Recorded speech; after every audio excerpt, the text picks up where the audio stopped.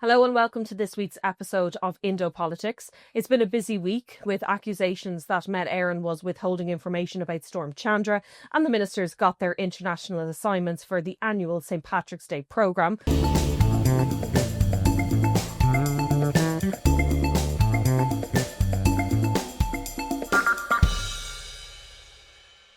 To bring us through what happened in Leinster House and beyond this week, I'm joined by my colleague and political correspondent, Cónal Thomas. Cónal, thank you for joining me. Hello.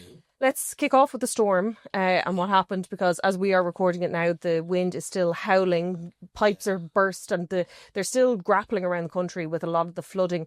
It was an unusual decision by James Browne to say what he said on South East Radio this week, I thought. Yes, it was interesting. So, in a way, I think the storm kind of did catch a lot of people by surprise. Yeah. Right? Obviously, the warnings were put out. We'll get onto that in a minute.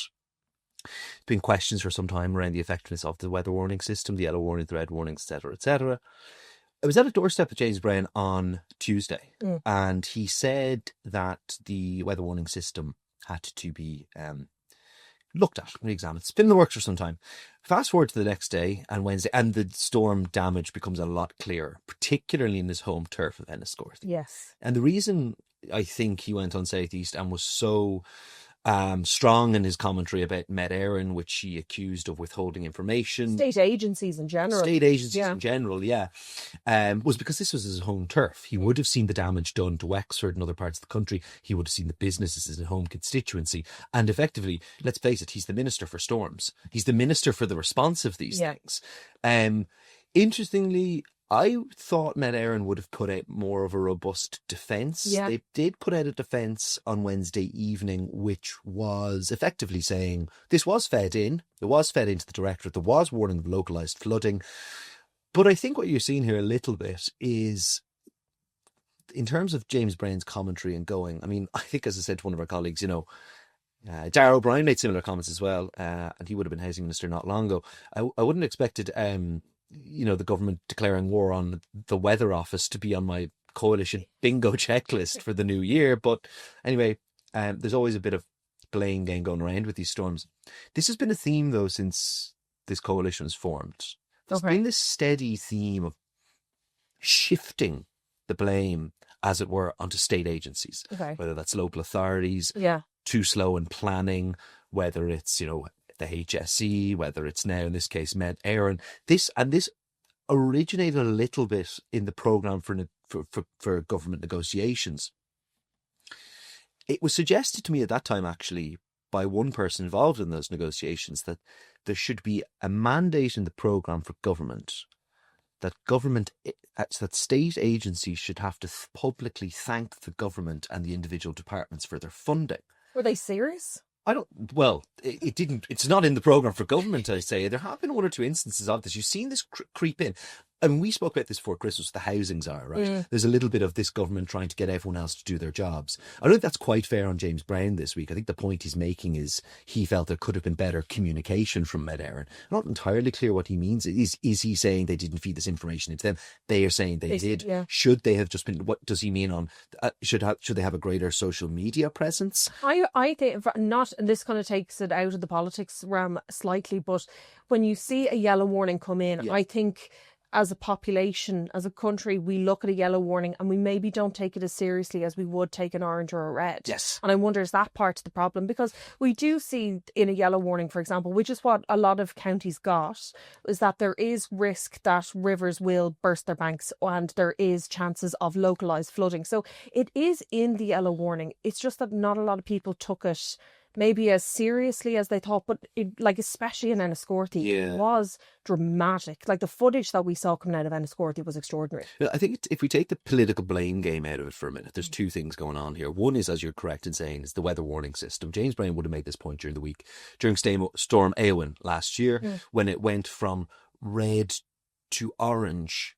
People think the worst of the storm was past, and the man actually lost his life during the orange warning. And it's the same as you're saying for the yellow warning. On the other hand, there is this problem we've had for a long time of our flood relief schemes not being up to scratch. And some local authorities, some in Dublin, have kind of cottoned on to the climate change issue, if you want to minimise it by calling it that. But anyway, for want of a better word, and Dún Laoghaire have, but other local authorities around the country haven't. And we had James Browne actually say on Thursday, he said that a flood relief scheme now for Enniscorthy would be fast-tracked. And this is where, and you'd Simon Harris in the Dáil on Thursday saying that the critical infrastructure bill would address these, the flood relief schemes would be fast-tracked, etc. So there's a bit of a blame game going on here. It's very reactionary though as well. And like we still hear Storm Éowyn coming up in the Dáil regularly enough. Yeah. That, you know, because it's still an issue. People are look back and say, we weren't prepared enough for that. And it seems, excuse me, that the government are always responding to a storm instead of preparing for a storm. And I kind of heard that commentary through the week as well. When are we going to start talking about storm preparedness? Because, like you said, with the climate, this is going to become more and more regular now. Yeah, and then this has been going on for a couple of years now, and that preparation is to a certain extent as underway in some local authority. I think others are kind of more behind. These things do take time. Like flood relief schemes can take a number of years, and then there's funding, there's all of this. And on the one hand, you have a coalition which is constantly saying we're cutting red tape, we're making things easier for local authorities, we're making things easier for emergency response teams to do their job, etc., etc. And then when you have a minister for housing caught in the middle of this, where his constituency is hit worst, in a way, it's kind of inevitable that a bit of a blame game or a bit of a political row is going to erupt. Now, James Browne has said he's kind of going to haul Met Éireann in for a meeting and all of this, and they'll probably be dragged before the Oireachtas committee, and, you know, it feels like we're probably going in circles a little bit here. Yeah. I'm going to move on now to another massive topic that was in the Dáil this week, and that was the issue of scramblers across the country, but obviously off the back of Grace Lynch, the 16-year-old who died in Finglas. I don't want to talk about that specific issue obviously now, but more broadly, the impact this has had from a political point of view. A lot of pressure on the government. Why isn't there legislation in place to deal with scramblers? I mean, you and I both are in Dublin 7. We know that scramblers in our particular area is rampant. It's a massive issue. The same in Finglas. It's the same. There's plenty of communities across the country who would say that they are terrorised by scramblers and the use of scramblers. Very orcharded. Exactly. Yeah, the antisocial behaviour element that comes with them. So why haven't they dealt with it sooner, and what legislation is in place now? Well, the tragic death of Grace Lynch, 16-year-old, as you said, was killed on Sunday, has spurred the government into taking pretty quick action on this, I would say. So there is the existing 2023 Act, but a provision in that to ban them in public places and places like parks, etc. is not enacted. And what we saw this week on Wednesday was Micheál Martin convene a meeting effectively with other senior ministers, the Attorney General and Jim O'Callaghan, to basically bring that legislation forward. They've described it in a number of weeks. And then, which is very fast. The government show that they can move fast. They show they can move fast, especially, I suppose, if it is a provision in an act and it's something that simply needs to be enacted. There's a couple of other bits in this. Catherine Ardagh, the Fianna Fáil TD, would also proposed a sort of 30-day amnesty where people could surrender scramblers. Now, the Taoiseach has kind of given a bit of a lukewarm reception to that. He said that might just complicate things because we're adding on to another piece of legislation. Let's just get the first bit done, and then I presume follow on from that the enforcement bit done. About 300 scramblers I think have been seized in the last number of months. But yeah, like, I mean, it just shows how quick the government can move when something so tragic happens, and it seems like a relatively simple fix is staring them in the face. But also there's a level of frustration there that the legislation actually is in place and there's the ability to ban these quite quickly. Yeah. That it took this, and that it's this week that there is an urgency to do that. I think we heard that quite a lot as well, that there's a lot of frustration. I want to move on to Jim Gavin, which we haven't spoken about on Indo Politics for weeks, and it felt like months, maybe months. Was it months? Yeah, weeks. We'll say weeks for the moment, but it seemed like he was a regular feature on our episodes for months. Anyway. Maybe this will be the last time. Do you think? No. Well, this is the one, because this is something that you were looking into for quite a while anyway, since the presidential election anyway. You were looking into it. So take us through the latest of Jim Gavin. Yeah, it was something that kind of, I think, just passed a lot of people by in the sort of Fianna Fáil psychodrama that we would have had before Christmas. But the North East Inner City task force initiative would have been set up under Enda Kenny in 2016. And it was done in response to gangland violence. The series of recommendations were made. And anyway, so for the last decade, it's been up and running, and it's seen as a really important initiative in the local community, and partnerships and funding and all the rest of it. And one of the most deprived parts of the country. And Jim Gavin was the chair of this. Now, he temporarily stood down to run for Fianna Fáil in the presidential election. But there was no clarity on whether he had actually departed or not, or what exactly was going on. So I was kind of chipping away at this for a few months, saying, guys, what has been happening? I kind of kept being told Liz Canavan is the chairperson. There's been no decision by Jim Gavin on whether he's going to come back. And there was a little bit of disquiet on the ground about this locally, because, and politically as well, from some quarters, particularly Fine Gael. I think some people members of Fine Gael wouldn't have been comfortable had he come back. And then just the general question over the leadership of the initiative and what's going to happen now. Because it's very different putting a senior civil servant over a Taoiseach-led, a Taoiseach-led initiative like that, and having a senior civil servant who works at the Department of Taoiseach overseeing that. It's supposed to be independent. So Jim Gavin would have been appointed in 2023, as I say, stood back. Long story short, we got confirmation last night that he will not be coming back as chairperson of the North East Inner City. Okay, you were tasting that for a few weeks. Do we know who will take over or when that decision is going to be made? No, which has already led to a little bit of frustration, because they're kind of like, what's going on here for a few months. The Lord Mayor, Ray McAdam, the Fine Gael Lord Mayor, has requested a meeting now with the Taoiseach and the Taoiseach as soon as possible to basically figure out who they're going to put in there.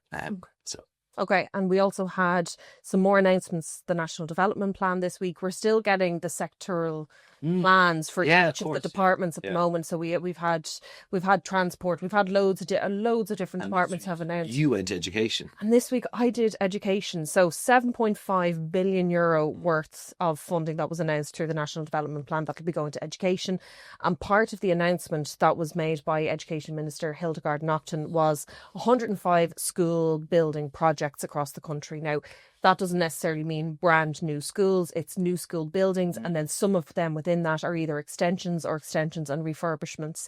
So there's a different mix of that. But what came out of that from the political point of view, and kind of there was some unease with that, particularly with Malcolm Byrne, who's the Wicklow-Wexford TD and Fianna Fáil backbencher, government backbencher.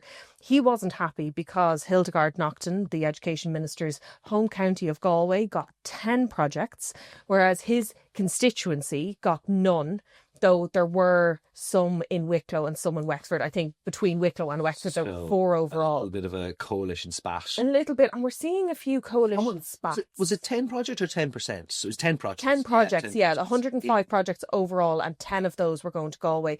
So I think there was questions raised by Malcolm Byrne, but also Owen Kenny, who's the education spokesperson for Labour, who was saying this isn't right, accusing the Education Minister of playing politics with this. And what was Hildegarde Naughton's response? Well, I think when I asked her this when we were out on Wednesday, when she announced this, was that it's all based on demographics. Yeah. So a lot of these projects have been in the pipeline for a long time. Schools have been banging on the door of the Department of Education asking for funding for specific building projects, be that a brand new school building altogether or an extension.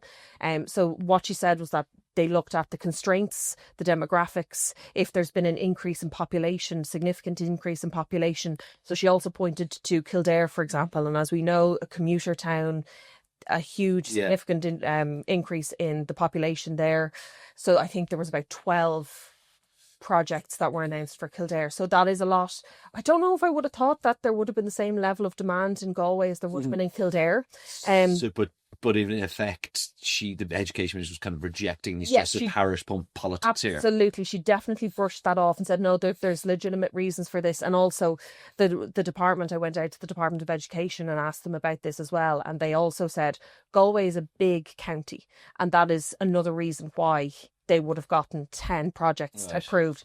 And also the point that this is a rolling document. So this is only for projects that will go to tender and construction over 2026 and 2027. Obviously, this government goes out further than that, and this rolling document will be updated with more projects up until 2030. But I still think there was a level of unhappiness, you know, especially when the likes of Malcolm Byrne, as he said, you know, there's schools in his constituency that are in bad shape, they're not fit for purpose, and they've been crying out for funding and they didn't get it this time. I think there's been a little bit of tension between Fianna Fáil and Fine Gael over education for a while now. Yeah.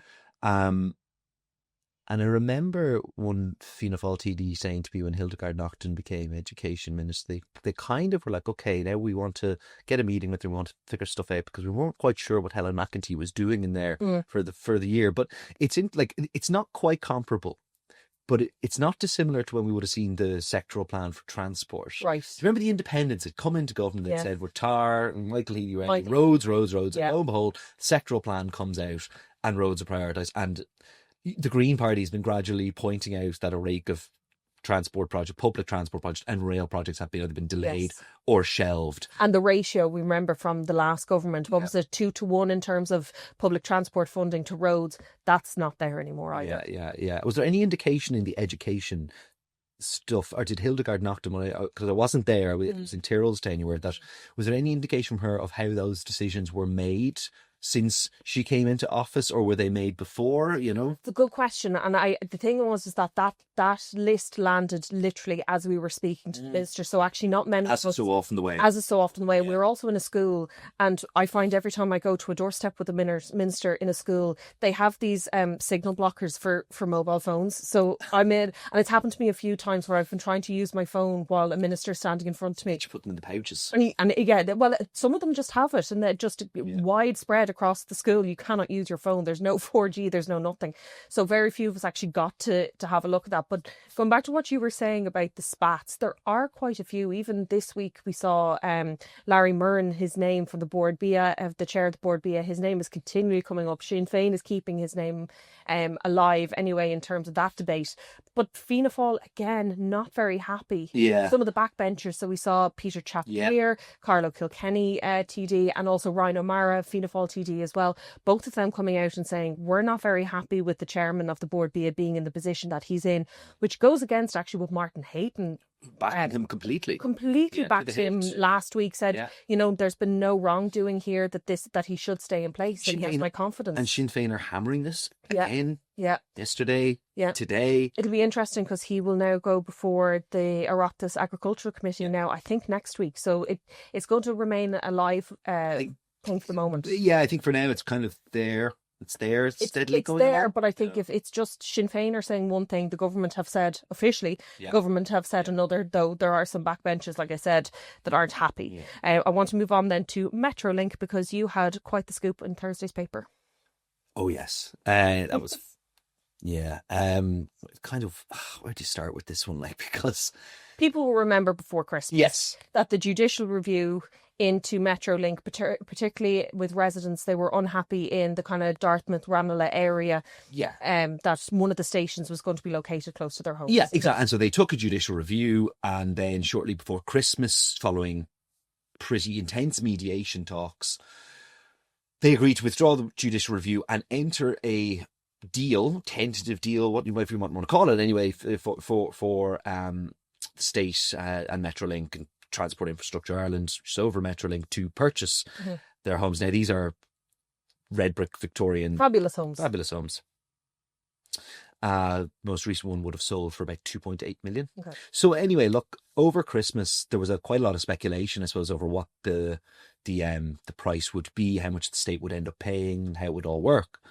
And then Sean Sweeney, the director of MetroLink, went on radio last week and spoke to the Irish Independent, in fact, where he effectively revealed a number of details about the deal. Most importantly and most, notably, that the cost of the homes, 10 to 15, he said, that they would buy would be north of €30 million. And we reported on Thursday that the residents are fuming about this. Because this was meant to be private information. This was supposed to be part of a confidential deal with a specific confidentiality clause. It's my understanding that the law firm representing the residents have written to TI's legal representatives expressing their outrage, umbrage, frustration, anger, and whatever else you might want to call it, for the TII or for the MetroLink directors commentary live on the national radio. God, and MetroLink just hasn't even started yet, and we're still so focused on MetroLink.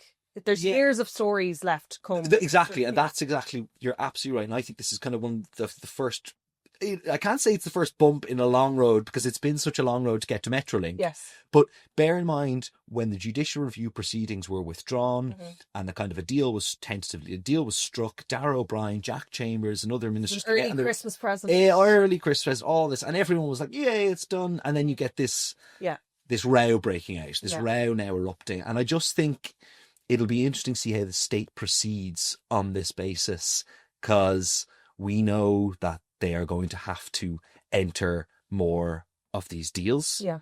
So will it be a cautionary tale for Sean Sweeney, or will the state be a bit more brass-necked when it's making its public commentary? This might be a bit of a litmus test for it to see how this all plays out. And very briefly, I want to come to what was a big enough story this week was the St. Patrick's Day programme was announced, and the ministers know where they're going to be flying to. So there's the usual ones. We have Simon Harris as Taoiseach and Finance Minister is going to London and Paris, whereas last year he was in the States. I think he was in New York last year. Yep. Which is, I think, a significant move from the government's point of view to send someone so senior to European capital cities. It really shows that they're trying to keep in with European allies and, putting an emphasis on that for sure. It's always been the finance minister's remit to really... Pascal Donoghue would have done this. It was last year it was Germany. I think so. I think it might have been Switzerland one year for Pascal Donoghue. Yeah, it's because Europe, the financial kind of heart, and we're, and the finance minister, he plays a crucial role in, as part of the Euro group and everything else. So Simon Harris won't be going to the United States this year. However, Micheál Martin will be. As 7 other ministers, and the Ceann Comhairle as well. Yes, there is the usual emphasis on the US, but we have some other unusual ones as well. I think Jack Chambers, Public Expenditure Minister, is going to Nigeria and Senegal, so that's an unusual one. Though Nigeria, we know, massive manufacturing plant for Guinness over there, so I would assume that he'll probably visit there. We have Norma Foley, Children's Minister, going to visit the Holy See, but that'll be the first time that Pope Leo will be in his position. So I wonder, will Norma Foley have an opportunity to share a bowl of shamrock with him? Is there a lot more pressure, do you think, this year than there was last year? Because there was a lot of pressure last year with Micheál Martin. There was. And I remember going just before we went into the Oval Office, it was tense. It was tense.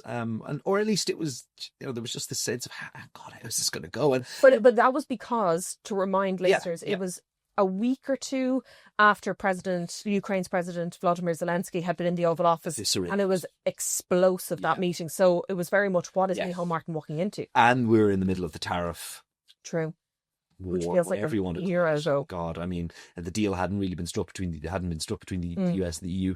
Yeah, Greenland, Trump's latest threats. What Mark Carney has described as a rupture, and some in government already believe the rupture has already happened. Does put a different emphasis on this, because while Micheál Martin was able to navigate the trade stuff and the tariff stuff very well, and he won quite a lot of praise for how he handled very calm. Trump in the Oval Office, and it was a success of a trip. I think, look, as much pressure as there may be from certain political quarters for Micheál Martin to go in there, rip up the playbook, stand up to Trump and tell him what's what, or some that not go at all, or some not to go at all, which isn't going to happen. This trip is about Irish interests. It's not about European interests. Do you know what I mean? It's not about the EU's interests specifically. Yes, as it compared to last year. We have to play both sides here. So what's going to be interesting is Trump is going to write the rule book for how this visit goes. Right? We are sitting here at the end of January, and the trip is about 7 weeks away. In many ways, there's no point speculating what's going to happen in the Oval Office. Absolutely, because we don't know what's going to happen the week before. No idea what Trump might do in the meantime. If nothing happens, at this stage, it may be a relatively benign visit.